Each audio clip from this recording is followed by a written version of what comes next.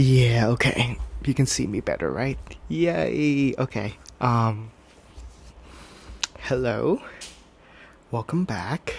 I've been on a hiatus, and you can tell it's been a while since I do this. It's good to be back. Like, low key, I don't know why, but I haven't been motivated to do anything artistic after my trip to the UK. I still go around and like record everything that I do, but just like editing and just like talking in front of the camera, I just haven't really gotten in the mood to do so until recently. Part of it is like application to grad school and everything. It's just like a very, very stressful time, and I've just been busy just doing personal projects and doing like work researching and just like, I have like a billion things going on, and my ADHD, sometimes it helps, sometimes it doesn't. You know the drill, right? Okay, what is this video even about? Yes, audiophile. Most people don't know this, but I am what you call an audiophile. I hate the fact that audiophile rhymes with PDF file, but like, trust me. Okay, fine. No matter what I say, I can't save myself from that one, so I am an audiophile, and I have been ever since I was very little, and I got it from my dad. I have always grown up to kind of like appreciate music and appreciate art, and music has been like so integrated in my life. Whatever song I put on the beginning of my day, that dictates the mood for my day. Like this morning I've listened to Kendrick's new album. Oh my god, Waste Out Mural. Like, I felt like, I don't know, like, no, not Patrick Bateman. No, I felt like a main character, right? I felt like a god. Is this even recording? Oh my god. Anyways, like this morning, Waste Out Mural, I felt like a main character, right? That just pumped me up. That is probably why I got enough courage and I got enough motivation to sit and record this video. But anyways, oh my god. Music has been so important in my life. It gotten me through dark times, it gotten me through good times. Like, every memory that I have, I associate it with music. I've just been very, very blessed to kind of have the ability to like appreciate music through listening critically to what the artists have produced. I recently got a invitation to a high-end show, and get this, they are showcasing a pair of not one but $2 million speaker, and like the whole setup, like amplifier, digital analog converter, and everything. That setup is like $5 million. $5 million. That is like a 1-bedroom apartment in New York City. Hell no, man. What the fuck? Like, that's crazy, right? So me and my dad went there, and here are the footage. And afterwards, I will tell you my thoughts about the high-end show.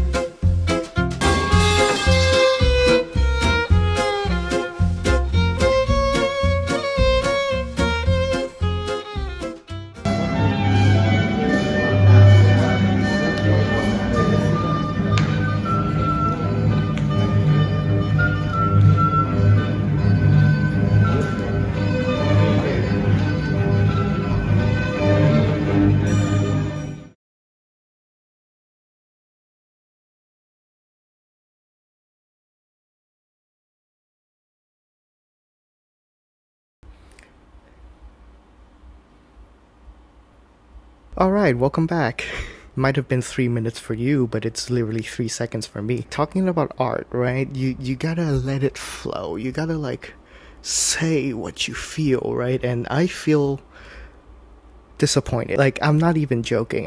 I was so disappointed in like the $5 million setup. Here's what I think happened. It is a headliner just to grab people's attention, right? Because like people who don't know about audiophilia. What the fuck, man? Audiophilia? That just sounds wrong. Holy crap. Oh my god. I'm proud to be an audiophile, but I am not proud that we're called audiophiles. What was I even talking about? People who don't know about, you know, high-end audio, right? It piques their interest. Like, ooh, $5 million. Like, ooh, that is so high-end. Like, what am I getting out of $5 million pair of speakers? And trust me, you're not getting much. It's not good. It's not good. It's just flashy and like expensive for the sake of being expensive. Because like in the audiophile world, you ask any audiophile, each and every individual have like a niche, right? You pair these pair of speakers with these pair of amplifiers, right? I feel like the purpose of that setup is to just, how can we make the most expensive setup, not of all time, but like to catch people's attention. It's not necessarily the best setup, which I'm gonna talk about later. It's just the most expensive setup. Let's do a audiophile crash course, right? Audio can be visualized in 3 sections. You got the bass, you got the mids, and you got the highs, right? The bass is like the boom, boom, boom, boom. You listen to rap songs, that's the bass, right? Boom, boom, boom. Mids is everything else. Guitars, piano. Piano can be also bass, but like instruments and vocals, they're the mids, right? And then you got the high ends, you got the right? Okay, all good. Depending on the tuning of the setup, you can have a little bit more bass to just kind of have like this energetic boom, or like you can have more highs to kind of have like the feeling of airiness and detail. You might be wondering, oh, why don't every speaker just tune it like a flat line, like a flat graph, right? Those, unfortunately, are really boring. I got these reference headphones here, right? And they sound boring. I'm sorry. Like, I like them. They're so good. These are the hi-fi man. If you want to listen to the details, and if you want to like listen to exactly what the artist wants you to hear, reference headphones. But I'm sorry, they are very, very, very boring to listen to. The bass is not amplified, the highs are not amplified, the mids are okay. It's just flat. It's just boring to listen to. If you want something more energetic, you would get Bose or Beats by Dre, which is notoriously heavy on the bass, right? And let me tell you this. If you ever listen to AirPods Pro or the AirPods Max and you compare it to Beats, worlds different. Some people actually prefer Beats because like it gives it more punch, it gives this song more emotion. While as AirPods Pro, a lot of people think AirPods Pro, they're not as good to listen to as other, you know, cheaper headphones. Because the AirPods Pro, believe it or not, is actually quite flat. And I'm just like amazed by how flat they're able to do it. Back to the most expensive setup. It's just like that. It's not even flat. It's just like, it lacks musicality, if that makes sense. It just lacks the emotion. It's too narrow. It's not like wide. The sound stage is not wide. If you listen to music, like you're like one with the music, and I didn't get that in the $5 million setup. The most impressive setup is actually the second to cheapest one.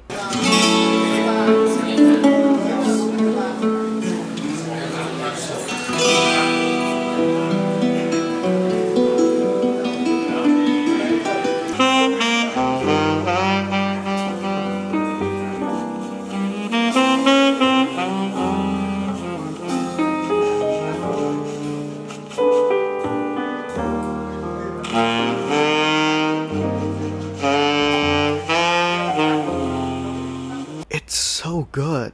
there's musicality to it. The bass is like tight and well controlled. The highs, the mids, like they're so detailed, and that should be like an example on what not to do. The most expensive isn't necessarily the most exciting to listen to, but at the end of the day, like, what do you want? I've been an audiophile for a while, and I just kind of struggle, like, dang, I need to get the best, I need to get the best headphones, the best reference speakers, and low-key, I use my Bowers & Wilkins more than I use these reference headphones. It's just more convenient. It tunes in a way that I feel like it's better. I like my music a little bit V-shaped. That means a little bit of bass and a little bit of highs. Gives music some energy, and it also, like, on jazz tracks or just like a live performance, it just opens up the soundstage. And these, they just sound so flat. They just sound so clinical. There's no emotion to it. And I just, realized that, what? I shouldn't, like, convince myself that having this perfect representation of every single, note shouldn't be what I want. I want what I want. Welcome to the Anthony Spade channel.